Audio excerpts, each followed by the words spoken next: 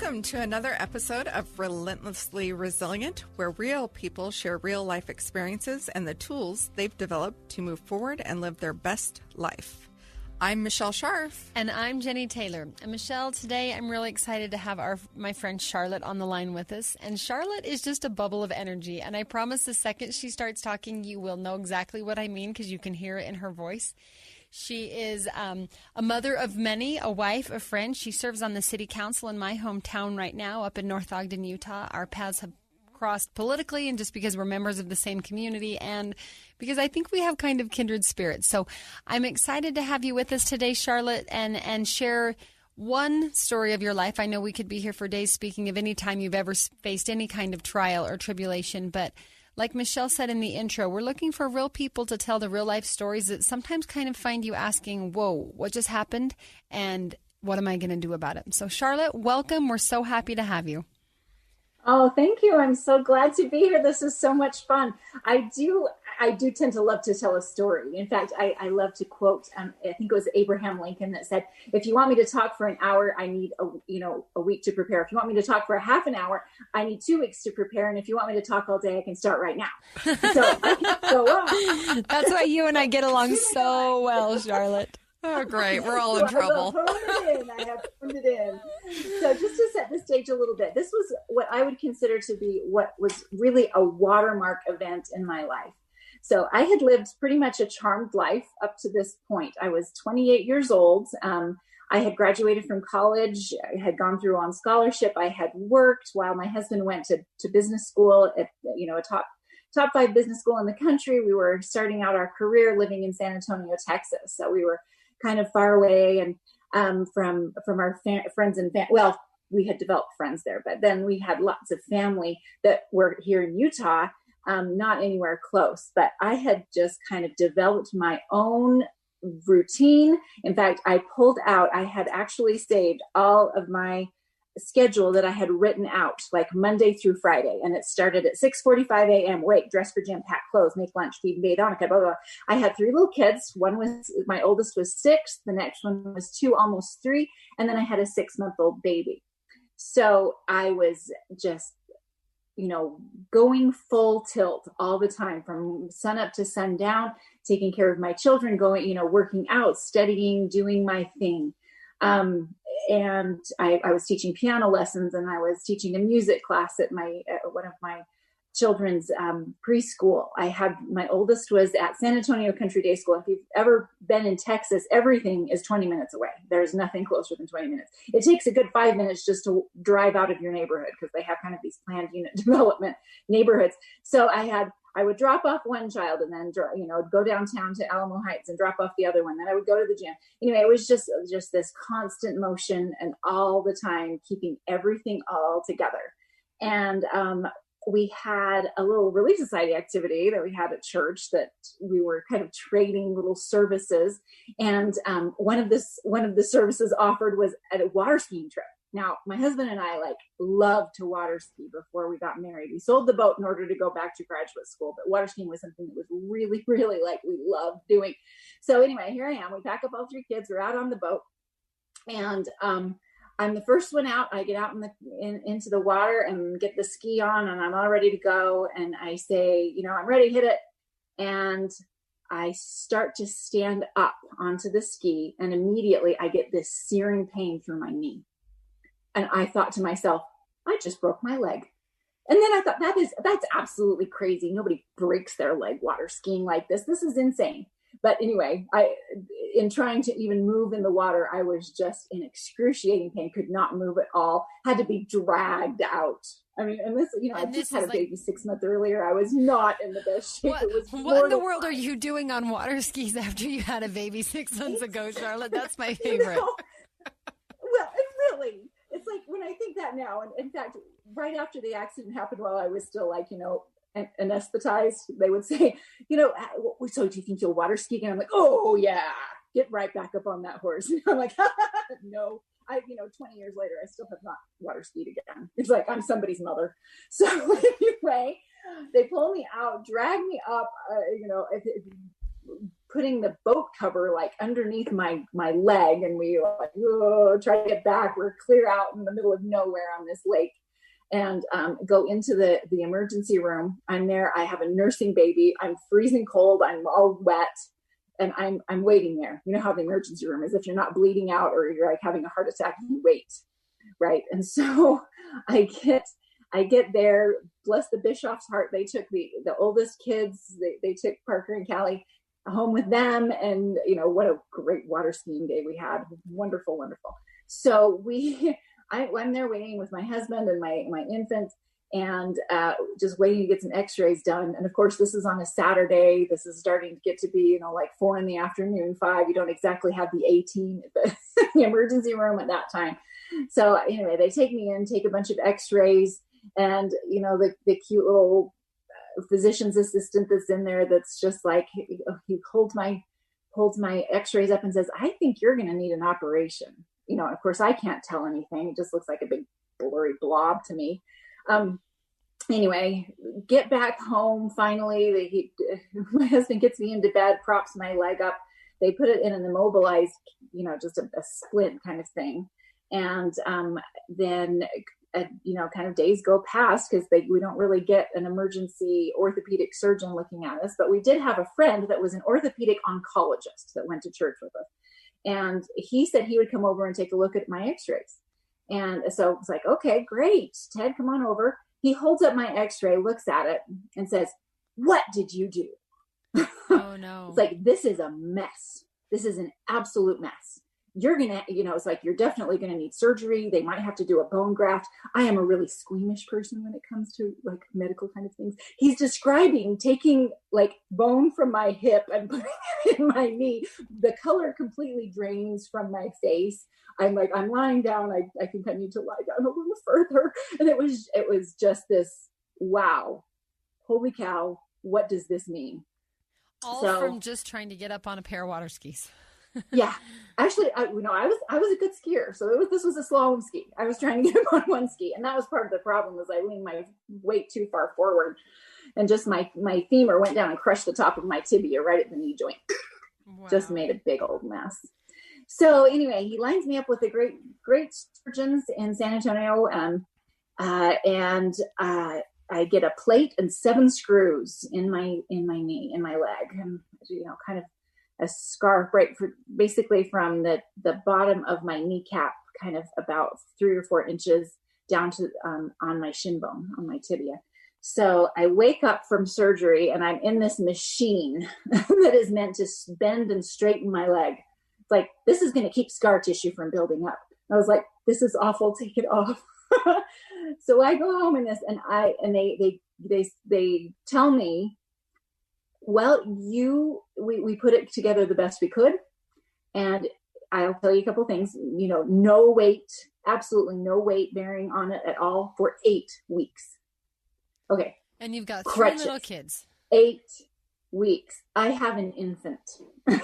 Okay. And I'm supposed to be in that passive motion machine for 6 hours a day. Plus, I'm supposed to go to physical therapy now for 3 days a week, which again, I have to be taken to physical therapy. It's my right knee. I can't drive.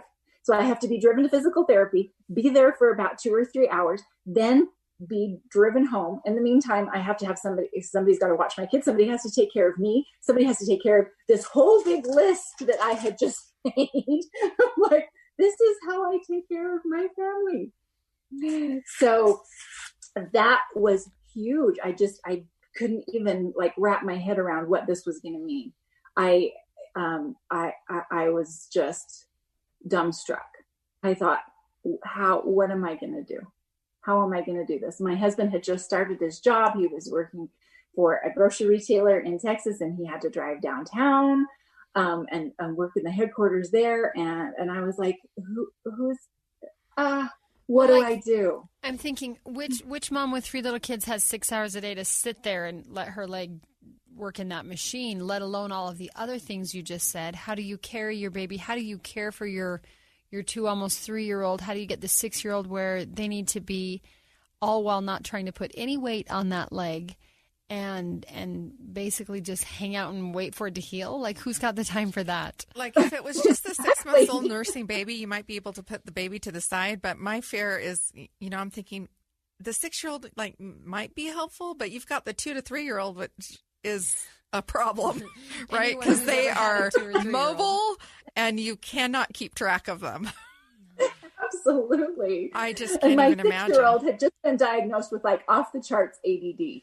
So we were dealing with that too. And my mom, at home, my mom had been diagnosed with cardiomyopathy. So she was actually in her last year of life, basically dying of congestive heart failure. So she was here not even able to do anything but call and, she had broken her ankle. I remember once jogging when I was in about 6th grade. And I remember how awful that was. And she could call and give me sympathy, but that was about it. And, and she wasn't able to give me any other than moral supports, and you're out of state. So it's not like you're near to your family and longtime friends. So we're going to pause you right there for a minute, Charlotte. And when we come back, we want you to tell you, so now what? Cause I'm just picturing, I remember when I have 7 children. I can remember when I had the first 3, and I remember getting sick with something after my baby was born, to where I didn't have a cast or a brace or crutches or anything, but I remember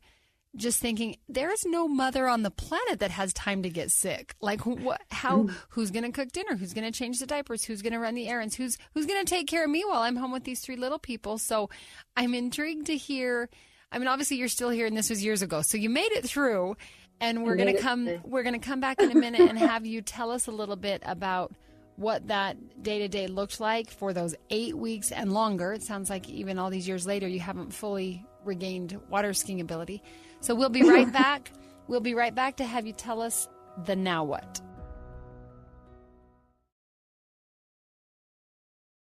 All right, welcome back. We are here with Charlotte, who is telling us the story of early in her time as a wife and mother. She has 3 little kids, ages 6, almost 3, and a 6-month-old nursing baby. When she gets a water skiing injury and they tell her she's got to stay off the foot, go to physical therapy, have the muscles worked on, do all of these things, and still maintain regular mom life. She's living out of state, away from her family and network of close friends. Her husband started a new career where he's probably at work quite a lot of time and probably doesn't have a lot of leave to just come and hang out with you on the couch. So, Charlotte, tell us, what now? Oh, that, and here is really where I learned that you have to let go of some things. There are things that matter and things that don't. And the first instinct was, what do I do? Somebody is going to have to actually do all of these things that I had written down, right? I thought they were all crucial and important. And so, of course, the first call is to the women's leader in the church and the Relief Society president. And I listed off, I'm just like, this is what happened and this is what I need. And she just looked at me, she's like, Charlotte, you can't ask that of people. And I was just absolutely devastated. I did not know what to do. I thought, how am I going to do this? It was just awful. And I remember getting home and trying to even just make anything in the kitchen, just like trying to maneuver around, trying to just make myself a sandwich. Right. And I set my crutches to the side and I try to pivot over and get something out of the fridge, and then my crutches fall over. And then I've got to like try and somehow bend down and get them picked back up. And, or trying getting in and out of the shower or the tub or, anything, trying to even just clean myself. So it was like, I am completely helpless to take care of myself. And then I've got a baby that, it's like, okay, I could have all of the supplies. So like my infant pretty well, but my other 2 kids, no, it's like they need care. They are not self-sufficient. They can't feed themselves. They can't, take themselves places. And I did not know what to do. And I just prayed. It's like, I don't know what's going to happen. And that was when my sister had also just had a baby. And she was living in Sugar Land, which was about 3 hours away in Texas also. So she came over, bless her. And then, of course, I had to go on medication that I couldn't nurse my baby. She was nursing her baby. She nursed both babies. So I'm like, oh my goodness, what are the odds that they can actually nurse my baby for me? And, and she just picked up. And of course, she had 4 other kids that had to take care of too. And so that was like a whole arrangement that she had to make. But she was able to come for those few days after my surgery and help me there. Then I had the best visiting teachers. I just tell you that they were angels that just somehow arranged. One of them would take the kids and watch them, while the other one took me to physical therapy. My piano students' parents, oh my goodness, they brought in meals. They came and they helped clean my house. They did like so much. Then I had my other sister that flew down from Utah, and it was really interesting, just the reactions that I would get from people. There were some that they had something happen. I know my friend Maria McKenzie, she said, you know what, this happened to my daughter, not this exact thing, but I was far away. I couldn't go help my daughter. And then other people came and helped. So she really felt just like this was an opportunity. And she was so grateful because she's like, because this is how I feel like I can pay forward the help that my daughter received. And so she did so much for me, taking me places and making sure everything I had been Young Women's president, and 2 of her daughters were in my Young Women's group, and they came and helped. And then there were those that you could tell it was like, this is really inconvenient for me to help you. I remember one time getting a call from my sister-in-law, who I absolutely love. And she just called and was just like, I wish I could come help you. And then she just listed off all of the reasons why she couldn't. And, and I don't know why, but that really just like made me feel worse because I thought, you have just told me every other thing that is more important to you than I am. So it's like, don't ever tell people why you can't help. Just do whatever you can. But so Charlotte, I'm going to jump in here for a second. You started this segment by saying you had to learn how to let go. Mm-hmm. And you're telling us this story of all these people who are coming to help, and which is wonderful, and I'm so grateful you had so many people, but I know you well enough to know that you're like me. Let's talk about what was it like to receive that help, knowing that you need the help, and of course you're grateful for the help, but sometimes the struggle of receiving help can be a source of frustration, a source of anxiety. I know for me, sometimes I think I want to be the one bringing the casserole. I want to drive you to physical therapy. I don't want you have to take care of me. So can you talk a little bit about maybe the emotional challenge of how wonderful that you have help? I'm not suggesting at all that you want these people to go away, but that sometimes is the struggle, is letting all these wonderful people into the very day-to-day routines of your life and basically taking care of the things that you surely feel like I should be able to do this. This is my job, my task, my role. So let's talk about that for a little minute. What was that like? Oh my goodness. Yes. Especially for my own personal care, right? I had to, my sweet neighbor came in and actually helped me in and out of the shower, and there's like privacy is gone. All sorts of privacy is gone. And I'm having to be like physically helped. Now I am like 6 feet tall, right? I am not a small person. So it's like, and I'm not like what you would call petite or dainty in any way. I have I'm not light. So like having someone to try and help me in and out of there was just like so humbling. And, and really the difference was, it was very, very difficult to receive help from people that I could tell it was an inconvenience. It's like they were there and trying to be dutiful and trying to be helpful. And then, and that was really, really hard because I just felt like apologizing over and over again. I'm so sorry. I don't even know what I was doing water skiing. What was I even thinking? How did I get myself into this position? Yeah. So it was like, I shouldn't have to need help. I want to hear more about, because again, Jennie brought this up earlier. You talked about letting go of expectations. Like you had this big list and I get it. I'm a list maker. I used to be so much more of a planner than I am today. if you don't know, my husband died of prostate cancer. I was a caregiver for a couple of years, and I used to do some event planning and some other things, and I had to let go of things being particularly correct or having to look a certain way. And so, or done your way, right. Done the way you would do them. Right. Exactly. And if you're not doing them, things are never done your way. So, I want to hear about, what were the things that you decided to let go of, and have you been able to, did that carry forward in your life? Absolutely. Absolutely. Starting with the laundry. Well,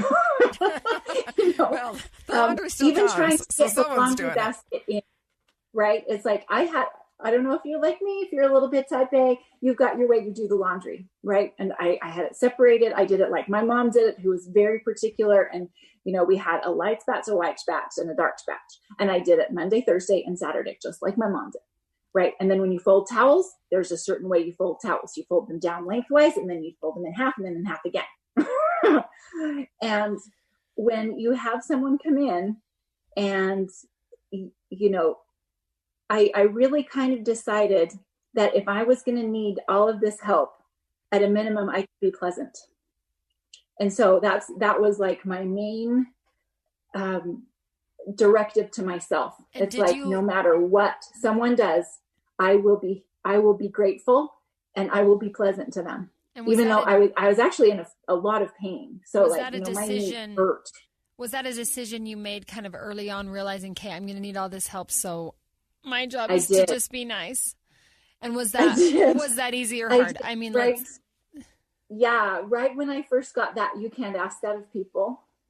I thought, I really can't ask that of people. People are giving this to me. And then there was really just this difference between people that were kind of trying to do it out of obligation. And I sensed that. And the people that were doing it because they loved me. Right. They were there helping me because they wanted to lift a burden. Right. And it was a very different feeling. It was, there's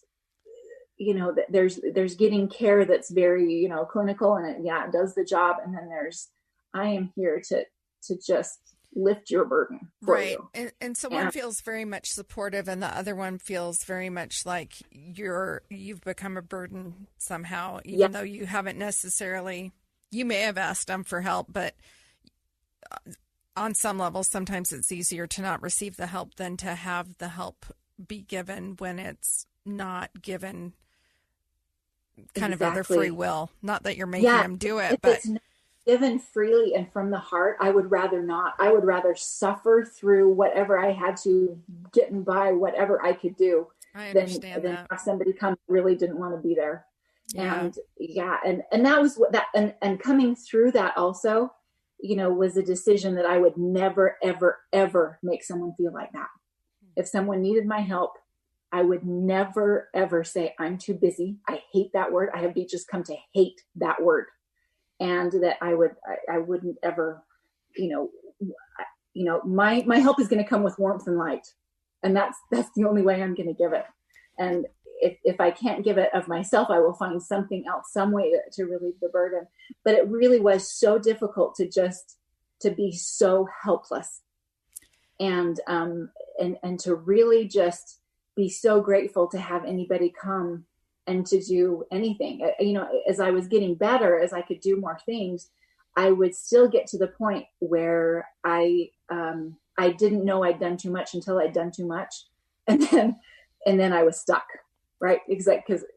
And then I just needed someone just to be there in the house with me. Yeah. And I luckily enough, there was a gal that was pregnant, just about to have a baby, and she could come and just sit with me. And if I needed, something picked up, or, I learned that whatever my house looked like, and whatever situation people would come in, and we would be in who knows what was happening. It's like I've got a 6 and a 3-year-old, and what messes they were making, or what situation I'd gotten myself. Sometimes I would get myself into pickles, Like I would be trying to do a little bit too much, and then I would, my crutches would fall down and I was just kind of stuck sitting there.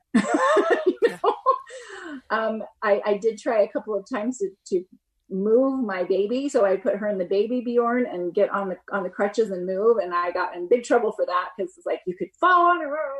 Anyway, so it was. So tell us really quick, what did you do with that baby all day? I mean, I know it's lovely to think, oh, I'm just going to sit on the couch with my little nursing baby. That's not reality. So you can't safely carry her in the baby backpack because, like you said, you could fall and that could be bad for both of you. But so what, do you just lay her somewhere and wait till your husband gets home to move her, or somebody knocks on the door to come help? Like, let's talk for a quick minute. What did the day-to-day look like with that 3-year-old and 6-month-old? Oh my goodness. Well, I was really grateful that I had a few little gadgets. I had a swing, and I had kind of like a extra saucer that she would go in, and I would lay her on the floor. We purchased a lazy boy recliner for me to sit in, which I sat in most of the day. And then I just kind of kept everything that I needed right around there. So I could kind of lift her up and put her in the swing, or I could lift her up and put her over in the saucer. I could lay her down on the floor. I kept all of the diaper changing supplies all around me, and changes of clothes and things like that. Lots of wipes. So I was able to actually take care of the infant pretty well, but the other two that was much harder. I ended up finding someone that was able to carpool and take Parker to school. And then I was able to find somebody to take Callie so that they got to continue their school situations. And then they would come home and I would play. They were generally pretty good to go fetch things. I would have somebody just come and make sandwiches so that they were there. So when they got home, and even as the ladies that were the carpooling would come in and just see, okay, can I help you with anything? Or they would take them to their house and have a play date for a little while. So it was a lot of just like, okay, how are we going to do it today? And then, and honestly, it's like, I would just pray for resources. I would just pray that somebody would be available to do something. And it was really humbling to see those that came forward. And it was from unexpected places. These were not the people that ended up serving me the most were people that I weren't necessarily the closest that I would have expected to. And that's one of the things that I really learned to let go of, was just let go of the expectation. It's like, you don't expect anything. You're just grateful for whatever comes. And that was really, really freeing. I'm like, you know what? I don't know what to expect. I have no expectations. I can't expect anything. And then when a resource would show up in the form of a loving person or a meal or a cleaning up, I think about this so much. It's like, really, if you want to serve somebody, just show up. It's like, you have no idea what it's like if somebody crosses your mind. You're like, you just show up. And it's like, okay, what do you see? Look around. Okay, roll up your sleeves and start doing something. Charlotte, I love that so much because you are that kind of a person. Now, how many years ago was this? Remind me when this was September of 2001. It was right after 9/11. Okay, so we're almost to 19, 20 years since this has happened. And I did not know you then, but I know you now, and I can see some of these character traits that you began to develop then, or maybe you already had them then and they got refined in that time period. I can see them in you now. So we're going to take one more break and then come back and talk about some of the takeaways of these tools of resiliency that just show up. Oh my goodness, we could talk about that for an hour in and of itself. But when we come back, we're going to talk about some of these lessons learned that all these years later, I know as your friend now, are still influencing you. And then maybe if you had any advice that you'd give to someone who's trying to help someone going through a situation similar to yours, not necessarily from water skiing, but, a situation where, right. where someone you know and love is struggling and needs physical help with practical tasks. And maybe you can give us a few, not do's and don'ts, but tips of what was most helpful versus maybe what wasn't helpful. So we'll be right back and talk about that. All right, Charlotte, you have just given us probably the best advice of the day and really the millennium. If you really want to help someone who's going through a hard time, you said the 3 words, just show up. And Michelle, I'm sure you could, she's smiling and nodding. I'm smiling and nodding.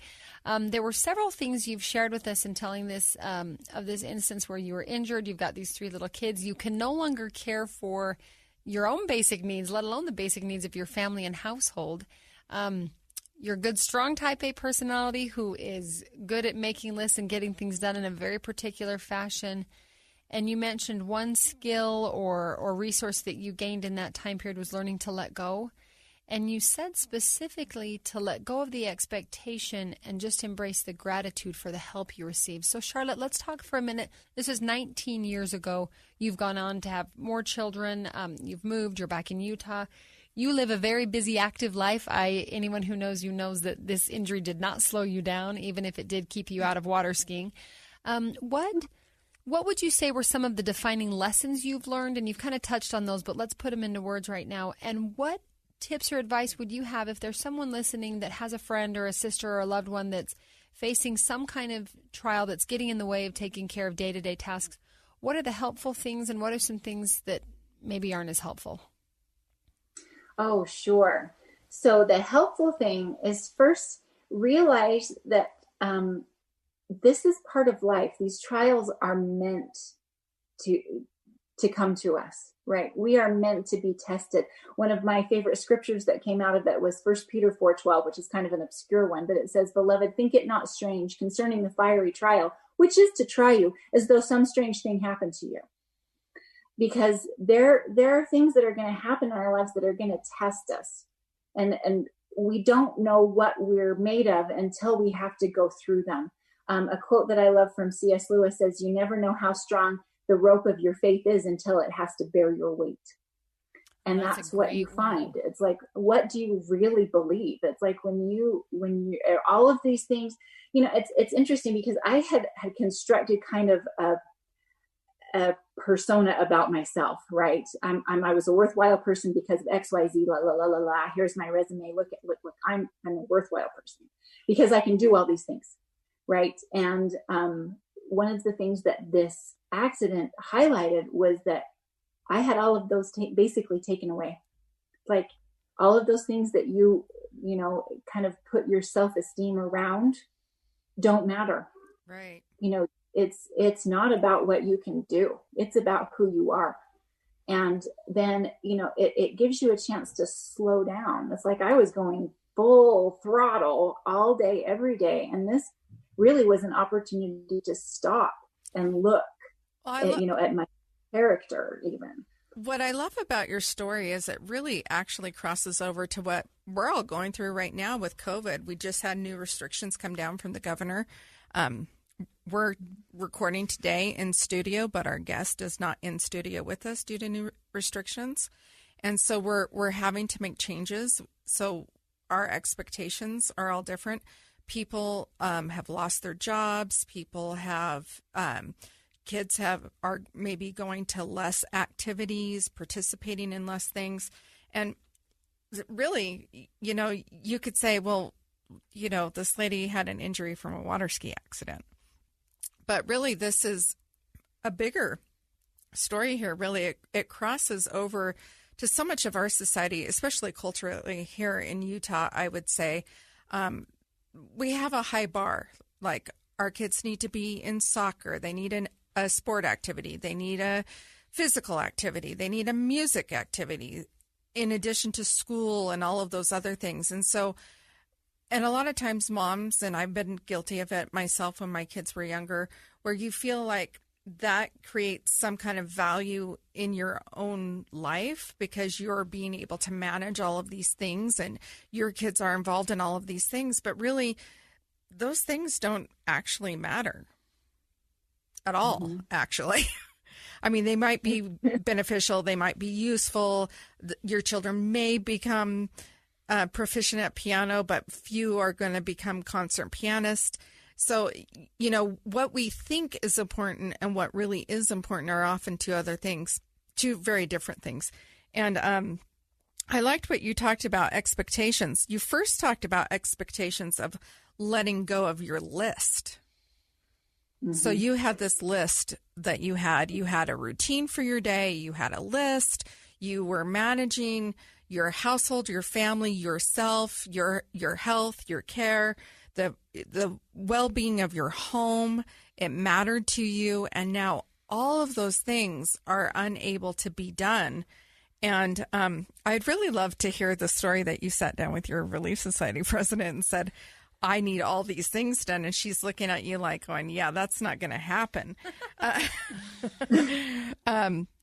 Because being a type A personality, I could feel like the edges of my type A personality definitely got sawed off when my husband was sick and I was caretaking him. But then you talked about the second part of letting go, and the letting go of the expectations of what service needed to look like or what kind of help that you actually needed. And so you really had to let go of expectations on both ends. Mm-hmm. The help that you were both able to receive and the expectations of how your life needed to be run or managed. Absolutely. Yeah. And I love that because, I mean, it sounds like all three of us are fairly go-getters who don't like letting go of expectations, because we do want to be self-reliant and we do want to have goals and reach them and work hard. And isn't that what we teach our children? But there's a couple things that, Charlotte, you really brought to my mind as you were speaking and sharing your experience. And the word I think of is surrender. And I think when we're going through, whether it's a COVID global pandemic or the loss of a spouse or of an injury or loss of a job, or, I mean, we could name 100 different trials people right now are facing that are hard and heavy. But we get to the point where we kind of have to surrender. I mean, you're surrendering the vision of what you thought life might look like. You're surrendering the way you think things have to be done. You're maybe surrendering the tendency to beat yourself up for not doing it as well as you think you should be able to, or I know the feeling that I've failed or I've disappointed someone. But what I really love with that idea of surrender, going back to something you mentioned so casually as you sat in the lazy boy with this, leg you can't use, but you got all of your resources close together and then you sought other resources. And in that, what an object lesson we could talk about. You're sitting in this lazy boy because you can't move on that leg, but you could have as many things close to you that you knew you would need. You need something for the baby. You'd need the diapers. Maybe there's a drink or some food. Have everything as close as you can have it. And I think, like Michelle said, with this pandemic or other trials people are facing, that's what we all need to do. We need to kind of let ourselves get punched in the stomach with whatever it is we're dealing with. There's kind of that moment like, oh, I can't undo this or get out of this. And then pick ourselves up and say, okay, but here's what I can control. And here's how I'm going to prepare everything within my power. And I can gather these resources as close to me as I can and accept other outside resources that people want to offer and are willing to offer. And I think that's a huge part of being resilient. Mm-hmm. Being able to say, I think help looks like this, and I'm going to learn to receive help like that. Yeah. And I'm going to have the resources. I'm going to take advantage of the resources available to me, even if they're not what I had on my list. But another thing I really like that you mentioned, and this hits close to home, because like I said, I have a lot of children and some of them are still very little. I love what you mentioned about people helping you with carpool or helping with food, but also that there were people who just would take your older kids and just let them go play. And let them go to their house and just let them feel normal. And I think for children, a lot of the trials that happen in a household, they're mostly borne by the adult. They're mostly understood by the adult. We hope to protect and shield our children, even though we know that we can't really, pretend it never happened. But I think one of the ways to help someone who's going through a hard time when that someone has children is just let those children be children. And it's awesome to see how your kids rose to the occasion. You said the little kids would fetch the things you need, and they're 3 and 6. They're teeny. And yet sometimes someone else could just come and say, you know what, we're going to take these kids and let them just play. We're going to let them just be kids and not have to feel the weight of the heaviness of this trial mom's facing and it's affecting our household. And I think that's one way you can really show up for a person or a family struggling when there's children involved, is let those kids do normal kid things. Don't feel like you have to take them to Disneyland. It doesn't have to be this big entertainment. But, I say that a lot with my kids. When my husband was killed, some of the most helpful things people did for our kids wasn't necessarily a giant present they brought for them or a big thing they did. But like if their family was going to play Monopoly that night, maybe they invited one of my kids to come play Monopoly with them, or family movie night, or something normal like that. And I think that's maybe a lesson to learn. Sometimes when we know someone's struggling, we want to solve it. We want to have the answer. We want to be the source of fixing everything. And that's just not a thing. Like, we can do little things. It's those little things. Like you said, just show up. Just show up and look around. And if you don't know exactly what needs to be done, take a look and then guess, because probably a lot of things need to be done. And don't worry so much about trying to fix the other person's situation, because that's not really in your power anyway, and that just gets frustrating for everyone. But let's focus on helping each other face this, and focus on helping those kids face the fact that mom has to sit in a lazy boy most of the day. And even though that sounds heavenly, I'll just sit in this lazy boy most of the day. That sounds like torture. Oh my gosh, I would lose my mind. I can't sit in the lazy boy all day. That sounds terrible. And so the single hardest thing for me to do is to sit still. I can't see you sitting still. I've never seen you sit still. You're probably not sitting still while you're Zooming us right now, Charlotte. I am fidgeting in my seat. It's very hard. But one of the lessons that I really took is to give myself grace and give other people grace, right? That divine assistance, that just, it takes a period of adjustment, just as you alluded to when you're letting go of the list, you're not going to be able to let it go all right away. No. Right? It takes a little minute, and give yourself that minute. Right. So it's okay. It's like, oh, you're going to do it that way. Okay. Right. Well, there's like that mental negotiation, right? The mental negotiation in your mind. Mm-hmm. I actually, when you were telling the story about the laundry, I had an experience where a lady came over to my house and she saw the laundry needed to be folded. And I had some health issues when one of my young children were born. And she said, "How do you fold your towels?" And I said, "What do you mean?" Because, of course, there's only one way to fold towels. So the funny thing is that I'm like, I don't mind, however, I'm thinking, well, she can't possibly have another way to fold the towels. Like, I don't know what she's talking about. And I discovered that people have a lot of strange ways to fold laundry. There are many ways. And I don't know if you're like me when someone folded it a different way, you were like, it was hard. It was hard, but I put them away and I thought, wow, these don't fit in my closet. And I just shoved them in there. And that was one of the very first earliest times in my life where I remember having to let go of everything having to be done my way.